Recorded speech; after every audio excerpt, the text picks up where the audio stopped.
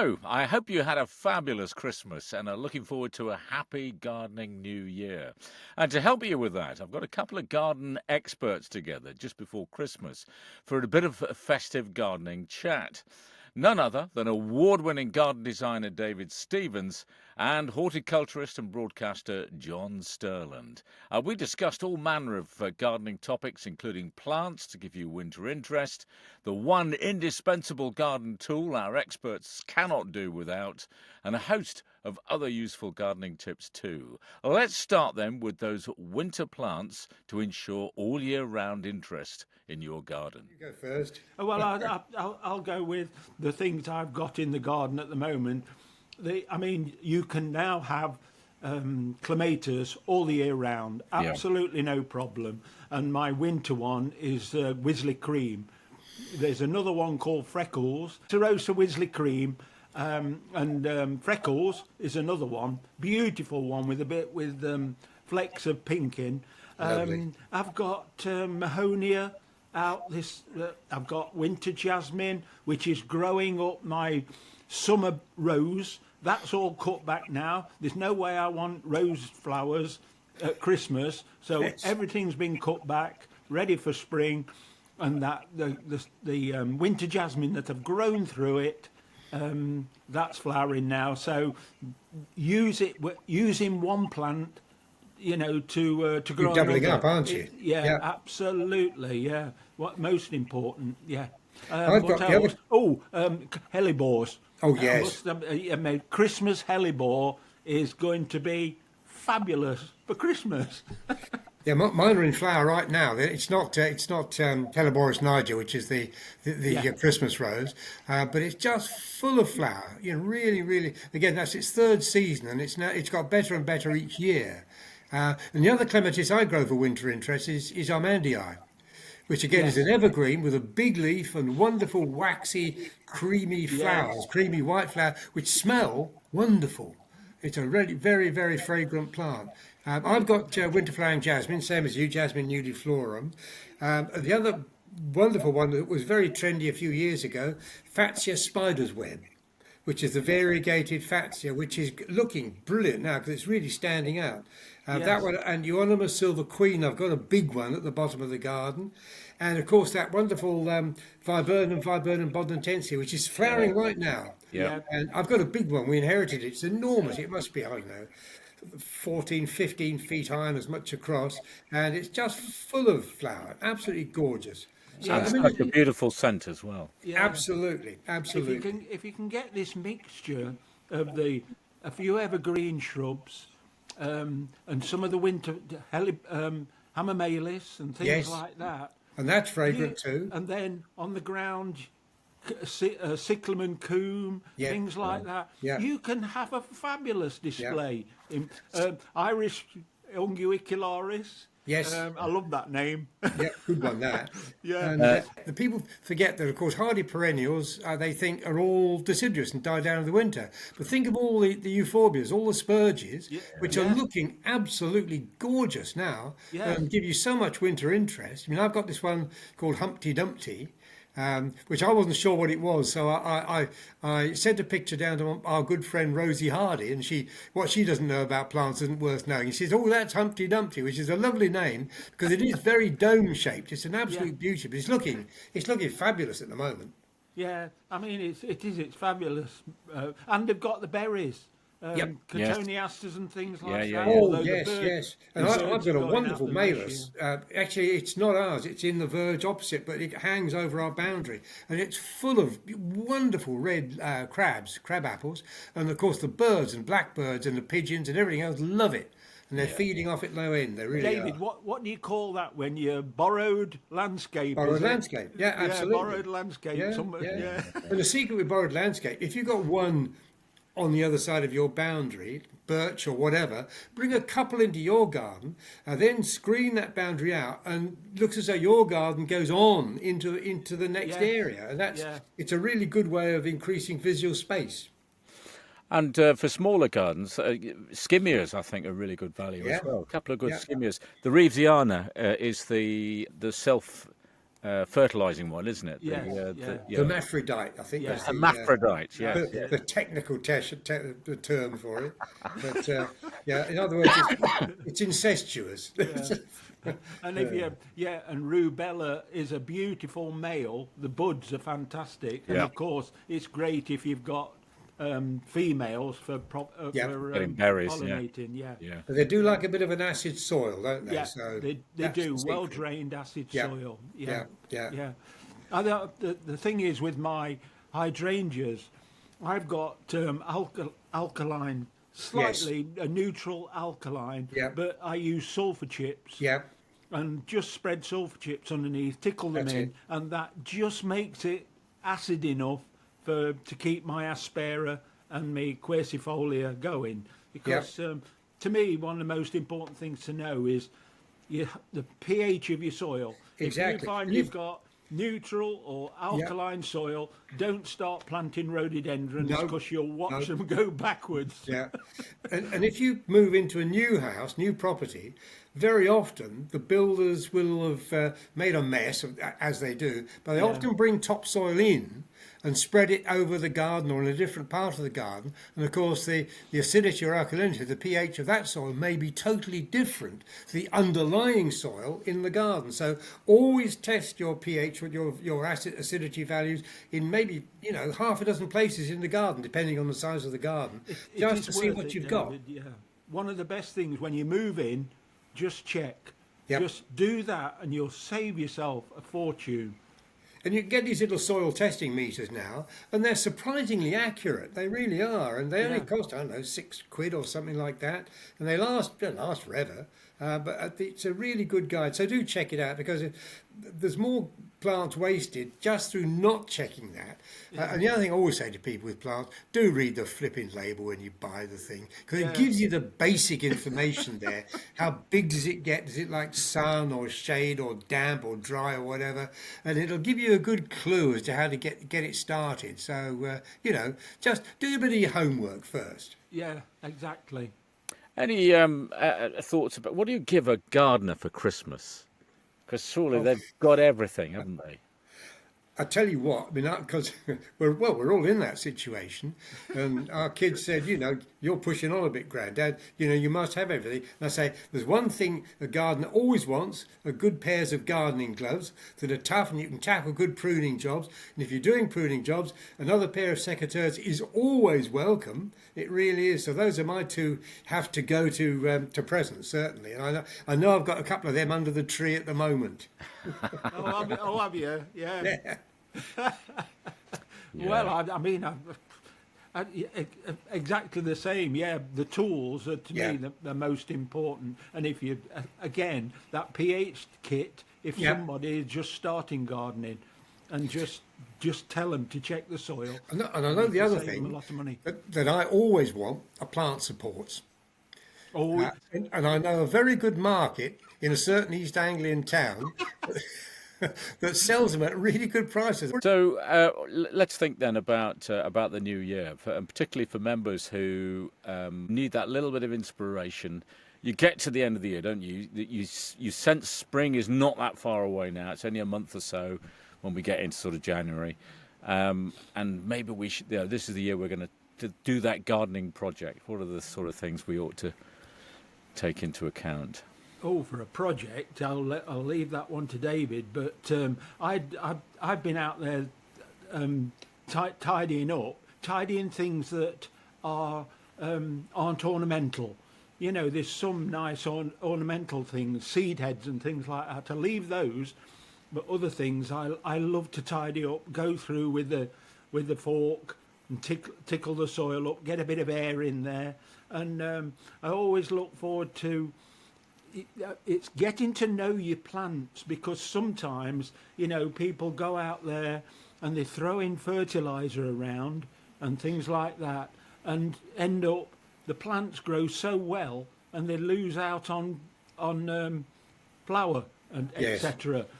So if you are going to use a fertilizer, if your plant's looking okay, I just say give it a bit of potash. Yeah. And I could go now and show you a box of sulfate of potash. I think it's one of the best things.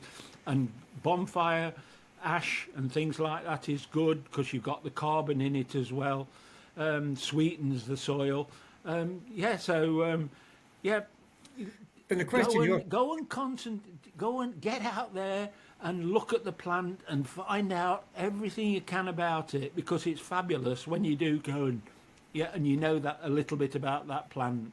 It is, isn't it? The question you often get is, my plant has got tons of leaves on it and no flowers. And you say, well, do you feed it? And they say, oh, yes, lots and lots. And that, I think it's right, John, that plants flower to reproduce, obviously. And if they're too happy, they don't bother. No, why reproduce when you're enjoying yourself? Yeah, exactly. Well, but, our soil in Norfolk generally is not that great. It's not got a lot of nutrients in it. The blackberries this year, the hedgerows were black because they're struggling, and a plant that's struggling wants to, I must reproduce myself. That's it, yeah. And the reproducing yourself is flowers and fruit. Yeah, no, absolutely. Yeah. Now, I think the thing with me, Rod, is I often tell people, not to say that people get fed up with their garden, but they get to a point where they don't know what's quite right and what's quite wrong. And I often say to people, go out with a fresh eye, as though it was in your living room. What would you do to decorate or redecorate your living room? And I often say, move some of the furniture about. People think about a garden bench. They'll always leave it in the same place. Put it somewhere else. Paint it a different colour. It'll look totally different. And you'll have a different focal point. It'll take your eye in a different direction. And I also say, don't have to spend fortunes in a garden centre to buy pots or containers or statues or whatever. I mean, I'm always on the lookout for what I call sort of found objects. And you can find those anywhere from a builder's yard. I've got a couple of big long logs. I dragged one down off the fields. It took me hours to get it home, but I've set it in the border, and it's a wonderful shape. It looks a bit like a dragon, and I've got plants around it. It cost me absolutely nothing. And the number of people say, "Gosh, that's really clever." There's nothing clever about it. It was just finding something, thinking of somewhere to put it, eyeballing it up, and then putting it in place, let the plants grow around it, and you've got a wonderful focal point. If it's big enough, you can sit on the thing as well. Yeah, and you don't have to spend a vast amount of money to bring beauty and a bit of a change into your garden. So have a fresh eye, look at things, think of what you might utilise to produce a new focal point. I remember, without dropping names, I was over in South Africa working, and we did a little garden, or a part of a garden, for a farmer. And you're countryman, John, aren't you? Yep. I wouldn't say farmers are mean, but they're very careful with their money, usually anyway, which is fair enough. And he said, give us a feature by the front door. So we went round the yard, we found an old milk churn, which we took an angle grinder to and cut it in half. We put it on the wall. We found an old faucet, a big old tap, which we plumbed through the wall, put a big bowl underneath it, which was a cattle trough as well, switched the water on, and water flowed into this thing, and he said it was the best feature he'd seen in his life. And it cost nothing at all, except for a bit of labour. So, imagination, I think, is one of the key elements of garden design. Try and think out of the box a little bit, and you can use very little money to do that, but it'll make your garden look totally different. Yeah, and talking about imagination, talking about studying plants as well, there comes a time when lots of plants get too big. Yes. And what basically, to me, when you're pruning somebody and getting them back to shape, somebody should be able to go past after you've done it and not really know it's been done. Okay, they might see where it's been nipped, but they shouldn't. You should be able to prune that plant back as near as possible to how it should look anyway. And one of the things I hate most is when spring comes along and you see the council, they've woken up, and they go round, I don't like that word, heavy pruning, great big branches off trees and things like that, and it just cut back, and oh dear, it really does me. If anybody wants to learn about pruning and sensible things with plants, have a look at Rosie Hardy's videos on YouTube. Yeah. They are absolutely first class, just the simple techniques, nothing fancy about it, But taking out the old wood, thinning plants back, all of those sort of basic things that rejuvenates a plant, stops it from overcrowding itself. Take out the crossing branches and the one that's go back into the plant, all that basic stuff, and it makes such a difference. But to see it on YouTube, you can actually bring it alive. And Rosie's brilliant. Yeah. She chats away, and she's the one that I love. One of her videos is she's repotting perennials. And she says, take a saw to it. And to start with, you think, bloody hell, take a saw to it. But you saw the bottom of the roots off, and it breaks. All those new capillary roots will then break through and get going. Yeah. Such a basic thing, but she brings it alive. So here's one. Happy Christmas, Rosie. And Rob, have you have a wonderful time. Here, yeah. Right, well, goodness, there's a few things to think about there, isn't there? What if there's one skill, for people who are relatively new to gardening, perhaps they've been doing it a few years, but they just want to sort of step up a bit. What's the one skill you think that they should really master? Is it pruning? Is that the one skill that makes a massive difference to a gardener? Well, personally, I do. I mean, I've always said if the government gave you a job and says we'll pay you to do that, but I would have picked pruning. I would have gone all over the country just pruning. I'd have learned. I don't think I'd have used a chainsaw. To me, once it gets a certain height, it's a skilled job for an arborist. But anything lower than that, I love pruning. Absolutely love it. It rejuvenates plants, and it really gets them going again. I mean, but that'd be fun. One of my first real boss was Percy Thrower, when I was working down at Zion Park at Brentford. And of course, Percy was originally parksman, proper parksman, head of parks. Yeah, absolutely. Unfortunately, there's very few decent parks departments left now. They've all been cut back. And Percy said, "Do you know how to prune roses, boy?" We all shook our heads, and he went out and showed us properly how to prune roses. 2 or 3 buds from the bottom, outward facing bud, and if you've got a pair of Felcos with that rolling handle on them, which the expensive ones do, you can prune all day almost and still be able to move your fingers at the end of it. But I quite agree, and there's great satisfaction out of pruning a plant properly. You're giving it years more life very often. It'll flower better, it'll flower more, all of those things together. And the other, with tools, I always say to people, get stainless steel if you can. They may cost more, but a stainless steel spade will just slide through soil. Stainless steel, and the best fork, I think, is a border fork.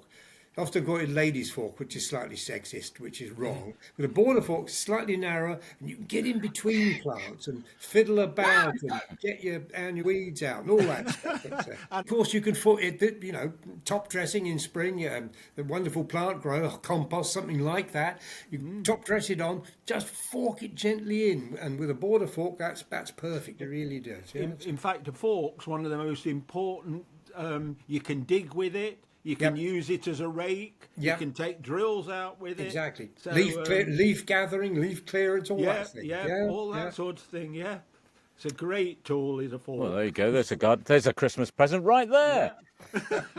Get a border fork for the fella. The thing that always amuses me, you go around some of the garden shows, but say garden as well, where they've got a huge indoor section of every tool you can buy, and there's always 3 or 4 completely nonsense tools, aren't there, that won't really do anything.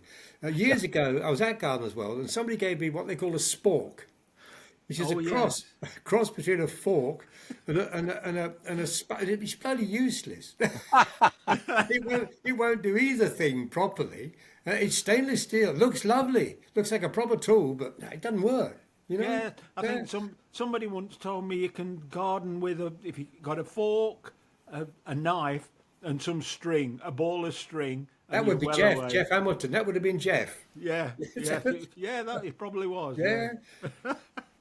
No, dear. Oh dear, yeah. Well, there we go. I think we've sorted just about everything then for next year. Now all we need now is for spring to arrive. Well, I'm down at my daughter's garden, and they've got this lovely National Trust property. They're tenants of a little house, and out the back there's must be 2 or 3, 100 metres square of snowdrops, and they're just poking through. But give them another 3 weeks to a month, they'll be out just about Yeah. anyway. We were Lovely. just, yeah, Cheryl was just mentioning, she walked past the church the other day and there's some underneath a tree and they are actually, she said they've just got the buds on. That's it. Just poking Just up and got the buds out. on. Yep. Yeah. So, Lovely.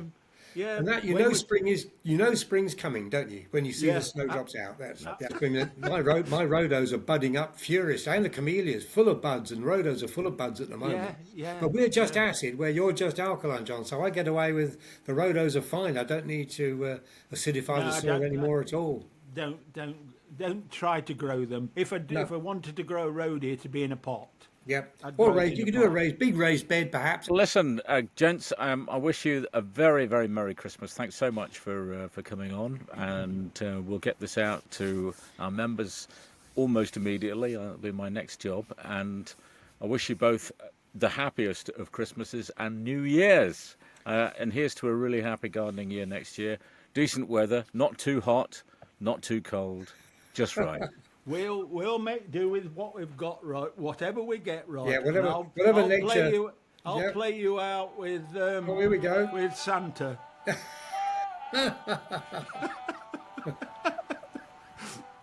Have a Merry Christmas, everybody. Merry Christmas, Rob. Well done. Well done. Thank you. All the very best. All the best, folks.